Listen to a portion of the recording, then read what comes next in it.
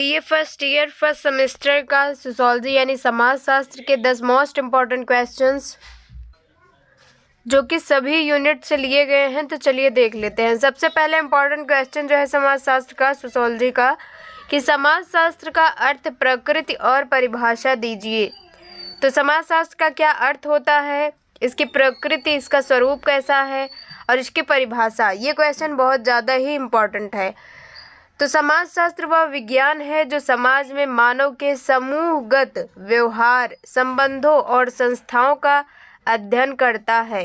यानी समाजशास्त्र एक ऐसा विषय है जिसमें हम क्या, मानव के समूह और व्यवहार के बारे में, संबंधों के बारे में, संस्था क्या होती है, इन सभी के बारे में पढ़ते हैं समाजशास्त्र के अंतर्गत। उसके बाद आती है इसकी प्रकृति क्या होती है, इसका स्वरूप कैसा होता है। तो समाजशास्त्र यह एक सामाजिक विज्ञान है। जिस तरह से आप सामाजिक विज्ञान विषय पढ़ते चले आ रहे हैं, जिसमें कि आपका इतिहास, भूगोल, अर्थशास्त्र, ये सभी विषय आते हैं, उसी तरह समाजशास्त्र भी एक क्या है, सामाजिक विज्ञान है। यह दूसरा पॉइंट आता है इसके स्वरूप में कि यह वैज्ञानिक विधि का प्रयोग करता है और इसका अध्ययन समूह के व्यवहार पर केंद्रित होता है, न केवल व्यक्ति पर। इसका मतलब है कि समाजशास्त्र में केवल हम एक व्यक्ति के व्यवहार के बारे में अध्ययन नहीं करते, बल्कि एक समूह, समाज, इन सभी चीज़ों के बारे में पढ़ते हैं समाजशास्त्र में। उसके बाद समाजशास्त्र की क्या परिभाषाएं हैं।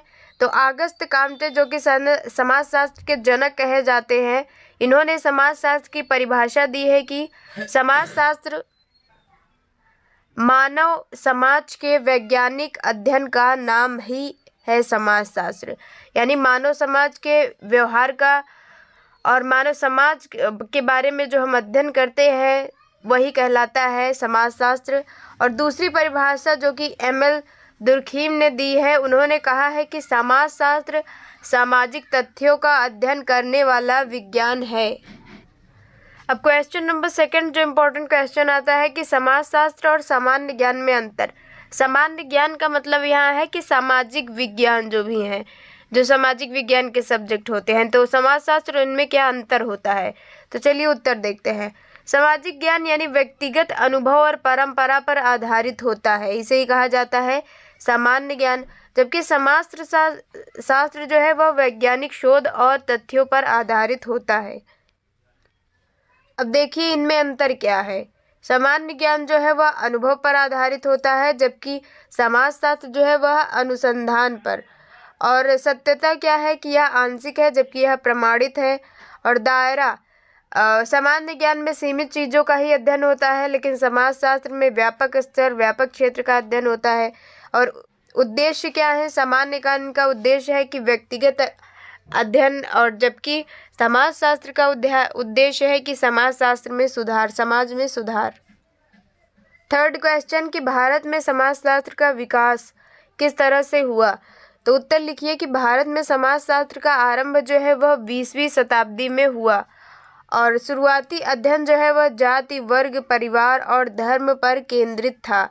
यानी शुरुआत में समाजशास्त्र के अंतर्गत हम जाति व्यवस्था के बारे में, वर्ग, परिवार और धर्म, इन्हीं विषयों का अध्ययन करते थे। और जो मुख्य समाजशास्त्री आते हैं भारतीय समाजशास्त्री, जिनमें कि पहले हैं जी.एस. घुरिया, जो कि भारतीय जाति व्यवस्था पर इन्होंने कार्य किया है। और दूसरे समाजशास्त्री का नाम है डी.पी. मुखर्जी, जो कि भारतीय संस्कृति और समाज के अध्ययन में योगदान है इनका। तीसरे समाजशास्त्री जो कि जिनका नाम है आर.के. मुखर्जी, इन्होंने सामाजिक मूल्य और संस्थाओं पर अध्ययन। क्वेश्चन नंबर 4 बहुत ही ज़्यादा इम्पोर्टेंट ये क्वेश्चन है कि समाज और समुदाय में क्या अंतर होता है। तो समाज और समुदाय दोनों को समझिए। सबसे पहले देखिए कि समाज क्या होता है। समाज का मतलब होता है कि मानव संबंधों का जाल, जो मानव का संबंध है, जिस तरह से लोग एक दूसरे से जुड़े हैं, वह कहलाता है समाज। और जबकि समुदाय क्या है कि लोगों का आत्मीय समूह, जिसमें कि कुछ लोग आपस में जुड़े रहते हैं। और प्रकार क्या है कि समाज जो है वह प्रत्यक्ष व व्यापक होता है। समाज जैसे कि भारत देश हमारा एक समाज के अंतर्गत आएगा, जबकि समुदाय जो एक छोटा गांव होता है और एक छोटा क्षेत्र जिसमें लोग आपसी भावनाओं के द्वारा जुड़े हो, और यह प्रत्यक्ष व सीमित होता है। प्रत्यक्ष का मतलब है कि उस समूह के लोग नियमित रूप से एक दूसरे से मिलते हैं, बातें करते हैं, तो ये समुदाय होता है। जबकि समाज जो है वह बहुत ही व्यापक है और समाज जो है वह अस्थायी रहता है, जबकि समुदाय जो है वह अस्थायी या सीमित रहता है। उदाहरण से समझिए, जैसे कि भारतीय समाज एक समाज है, जबकि गांव या मोहल्ला एक समुदाय है। तो निष्कर्ष में आप कह सकते हैं कि समाज एक बड़ा ढांचा है, जबकि समुदाय उसका एक छोटा भाग है। क्वेश्चन नंबर 5 आता है कि सामाजिक संस्थाएं क्या होती हैं। सामाजिक संस्थाओं का क्या मतलब है? इसका अर्थ होता है कि वे संगठित व्यवस्थाएं जो समाज में व्यवहार को नियंत्रित करती हैं, वही संस्थाएं कहलाती हैं। यानी एक ऐसी व्यवस्था जो कि मानव व्यवहार को निर्देशित करता है, नियंत्रित करता है। जैसे कि मुख्य संस्थाएं कौन कौन सी हैं? तो मुख्य 5 प्रकार की संस्थाएं पाई जाती हैं समाज में। जैसे कि पहला, परिवार। परिवार क्या है? समाज की मूल इकाई कही जाती है परिवार। परिवार एक संस्था है। और दूसरा आता है विवाह। विवाह जो है कि वैधानिक संबंध जो परिवार की नींव होता है, ये भी एक संस्था है। शिक्षा भी एक संस्था है जो कि संस्कृति के संचार का माध्यम है। और चौथा आता है राज्य, एक संस्था है जिसमें कि कानून व व्यवस्था बनाए रखता है। और पांचवा है धर्म, जो कि नैतिक दिशा और विश्वास प्रदान करता है। क्वेश्चन नंबर 6 है कि संस्कृति और सभ्यता। संस्कृति क्या होती है, सभ्यता क्या होती है और इसमें क्या अंतर होता है? ये अंतर वाले जो क्वेश्चंस हैं, इन पे आप कुछ ज़्यादा ही फोकस करिए। बहुत ही इंपॉर्टेंट क्वेश्चन है, ये आपके एग्जाम में देखने को ही मिलेंगे, क्योंकि बहुत सारे प्रीवियस ईयर क्वेश्चन पेपर में ये क्वेश्चंस हैं। तो सबसे पहले समझेंगे कि संस्कृति क्या होती है। तो संस्कृति जो है वह विचारों, मूल्यों, विश्वास और परंपरा और व्यवहार का समूह है। संस्कृति में जो समाज में विचार है, लोगों के जो मूल्य है, विश्वास है, परंपराएं जो है, जैसे कि सोच भी शामिल होती है संस्कृति के अंतर्गत। और सभ्यता जो कि भौतिक प्रगति और तकनीक विकास, ये आती है सभ्यता के अंतर्गत। अब देखिए मुख्य अंतर क्या है संस्कृति और सभ्यता में। तो स्वरूप क्या है संस्कृति का, या मानसिक है। और मानसिक यानी इनमें बहुत सारी चीज़ें हम देख नहीं सकते।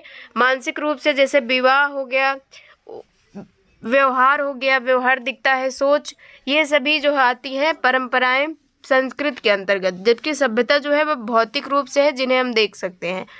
जबकि परिवर्तन क्या होता है कि संस्कृत की में परिवर्तन धीमी गति से होता है, जबकि सभ्यता में तीव्र गति से होता है। उदाहरण से समझिए, जैसे भाषा एक संस्कृति है और रीति रिवाज भी एक संस्कृति है, जबकि सभ्यता क्या है, विज्ञान व तकनीक हमारी सभ्यता है। क्वेश्चन नंबर 7, सहयोग, संघर्ष और प्रतिस्पर्धा। ये तीनों चीज़ें क्या होती हैं? इनसे लघु उत्तरी जो छोटे क्वेश्चन आते हैं, बहुत ही ज़्यादा आते हैं ये तीनों टॉपिक्स पर। तो सबसे पहले समझिए कि सहयोग क्या होता है। सहयोग का मतलब है कि जब लोग एक समान उद्देश्य के लिए मिलकर काम करते हैं। जैसे कि उदाहरण से समझिए कि ग्राम पंचायत में मिलकर सफाई अभियान। तो जब कुछ लोग मिलकर एक उद्देश्य के लिए काम करते हैं तो वही कहलाता है सहयोग। और संघर्ष क्या होता है? जब हितों में टकराव हो, जैसे कि राजनीति में विरोध। तीसरा आता है प्रतिस्पर्धा। प्रतिस्पर्धा का मतलब होता है कि जब व्यक्ति समान लक्ष्य हेतु प्रयासरत हो। उदाहरण कि जैसे परीक्षा या नौकरी में प्रतिस्पर्धा का मतलब होता है competition. Question number 8 important question, सामाजिक भूमिका और स्थिति क्या होती है। सबसे पहले देखेंगे सामाजिक भूमिका और स्थिति। तो सामाजिक स्थिति क्या है कि व्यक्ति का समाज में स्थान व पद। सामाजिक भूमिका उस स्थिति से जुड़ी अपेक्षित गतिविधियाँ। जैसे कि उदाहरण से समझिए कि शिक्षक जो है वह किसी भी व्यक्ति की स्थिति होती है, उसका स्टेटस होता है, जैसे विद्यालय में शिक्षक का होना। जबकि भूमिका क्या कहलाता है कि विद्यार्थियों को शिक्षा देना, यानी जो कार्य किया जा रहा है उस स्थिति से, किसी भी स्थिति के द्वारा व्यक्ति जो व्यवहार कर रहा है, कार्य कर रहा है, वही उसकी भूमिका हो गई। जैसे कि टीचर होना, शिक्षक होना एक स्थिति है, जबकि भूमिका क्या है कि वह विद्यार्थियों को शिक्षा दे रहा। क्वेश्चन नंबर 9 की सामाजिक संरचना क्या होती है? तो सामाजिक संरचना वह व्यवस्था है जिसमें समाज के विभिन्न अंग, जैसे कि परिवार हो गया, धर्म, शिक्षा आदि आपस में जुड़े रहते हैं और सामाजिक जीवन को दिशा प्रदान करता है। जबकि भूमिका और पदों का निर्धारण करती है सामाजिक संरचना। तो इस तरह से थे क्वेश्चन नंबर 9 तक के इम्पोर्टेंट क्वेश्चन। क्वेश्चन नंबर 10 जो आता है कि सामाजिक स्थिरीकरण क्या है, तो ये सभी यूनिट्स के इम्पोर्टेंट क्वेश्चंस हैं, तो ध्यान से देखिए। अगर कोई भी डाउट हो तो कमेंट आप कर सकते हैं। आइए देखते हैं कि सामाजिक स्थिरीकरण क्या होता है। तो समाज में व्यक्ति या समूहों के बीच असमानता की व्यवस्था को ही सामाजिक स्थिरीकरण कहा जाता है। समूहों के बीच असमानता का मतलब होता है कि जब समाज में लोगों को अलग अलग स्तरों में बांट दिया जाता है, अलग अलग समूहों में, और तो वही कहलाता है स्थिरीकरण। यानी अलग अलग स्तर में लोगों का बंटना ही स्थिरीकरण कहलाता है।